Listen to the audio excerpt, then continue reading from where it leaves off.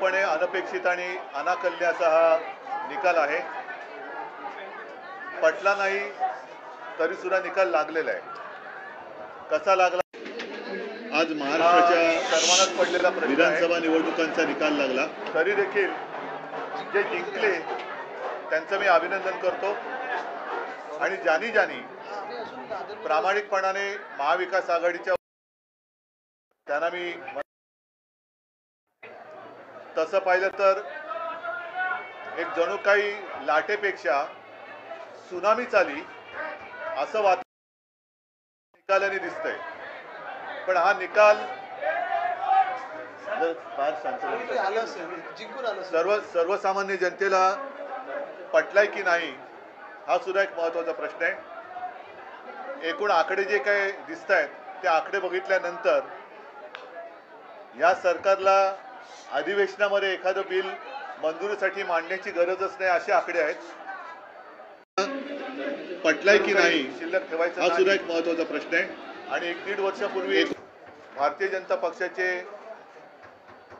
तुर्तास असलेले अध्यक्ष जे.पी. नड्डा जे बोलले होते की एकच पक्ष राहील, party, one nation one election आणि वन पार्टी या दिशेने आपली आगेकूच चालली की काय असं भीतीदायक चित्र आहे।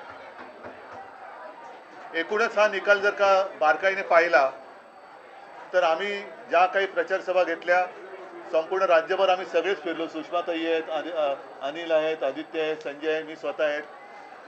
हा निकाल म्हणजे लोकांनी महायुतीला मतं का दिली? सोयाबीनला भाव मिळत नाही म्हणून दिली का? कापसाची खरेदी होत नाही म्हणून दिली का? महाराष्ट्रातले उद्योग गुजरातला नेले जात आहेत म्हणून दिले का? महिलांची सुरक्षितता वाऱ्यावरती सोडली गेले म्हणून दिली का?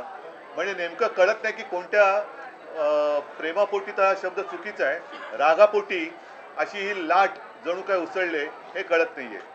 हा निकाल अनाकलनीय आहे आणि याच्या मागचं गुपित हे काही दिवसामध्ये तर शोधावं लागेल। तूर्त मी महाराष्ट्राच्या जनतेला सांगतोय की आपण निराश होऊ नका, खचून जाऊ नका। काही जण म्हणतात की हा ईव्हीएमचा विजय आहे, असूही शकतो, पण महाराष्ट्राच्या जनतेला हा निकाल मान्य असेल तर मग कोणीच काही बोलण्याची गरज नाहीये। पण जर मान्य नसेल तर त्यांना सांगतो की आम्ही प्राणपणाने महाराष्ट्रासाठी लढत राहू, महाराष्ट्राच्या हितासाठी आम्ही लढत राहू। कोणी काही म्हटलं तरी महाराष्ट्राच्या जनतेला मी वचन देतो की आम्ही तुमच्या सोबत आहोत। हा जो विजय आहे महायुतीचा लाडकी बहीणचा इम्पॅक्ट असल्याचं म्हटलं जाते। लाडकी बहीणचा इम्पॅक्ट जर का असेल तर मग बाकीच्या ज्या काही गोष्टी या उघड दिसत होता, आपण सुद्धा रिपोर्टिंग केलेलं आहे। मी तेच म्हटलं ना की सोयाबीनला भाव नाहीये, कापूस खरेदी होत नाही, शेतकऱ्याच्या डोक्यावरती कर्ज चढलेलं आहे, बेरोजगारी वाढते आहे, महिला असुरक्षित आहेत, ह्या अशा अनेक गोष्टी, बेकारी वाढते आहे। तर लाडकी बहीण पेक्षा ज्या महिला आमच्या सभेला प्रचंड संख्येने येत होत्या त्यांच्यासमोर प्रश्न होता की घर कसं वाढवायचं, चालवायचं, कारण महागाई वाढते म्हणजे वाढती महागाईची शाबासकी म्हणून या सरकारला मत दिलं का? आणि आता मला एक असं वाटतं प्रामाणिकपणे, हा टोमणा नाही, की यावेळेला तरी अस्सल भाजपचा कोणतरी मुख्यमंत्री होईल अशी अपेक्षा आहे किंवा आशा आहे। महाराष्ट्र विकास आघाडीचं आम्ही फार प्रामाणिकपणाने वागलो हे चुकलं की काय असं आम्हाला वाटतंय।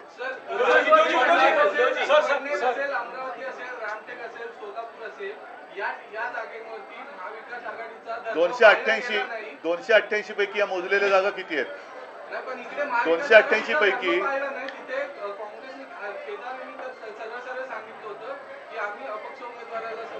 बरोबर आहे, पण 288 पैकी ह्या जागा किती आहेत आणि अशाच काही जागा या त्यांच्याकडे पण आहेत। पण म्हणून मी म्हटलं ना की अशी लाट उसळले असं काय नेमकं यांनी काम केले ते तिथे दाखवा ना। पण आणखीन एक गोष्ट अशी आहे की ठीक आहे, आता ते जिंकलेले तर आहेत, त्याच्यामुळे त्याच्यात मला त्यांचं अभिनंदन करण्यामध्ये मला कुठे कद्रूपणा दाखवायचं नाहीये। मी त्यांचं अभिनंदन करतो आणि आता निवडणूक आयोगाने स्थगिती दिलेली लाडकी बहीण ही योजना पूर्ववत चालू करून त्याच्यात 2100 रुपये दर महिना ते द्यायला लागतील। शेतकऱ्यांचं कर्जमुक्त ते लवकर करतील आणि जी काही त्यांनी आश्वासनं दिलेत ती नंतर कोणी बोलू नये की असा जुमला तर निवडणुकीच्या वेळेला करावा लागतो।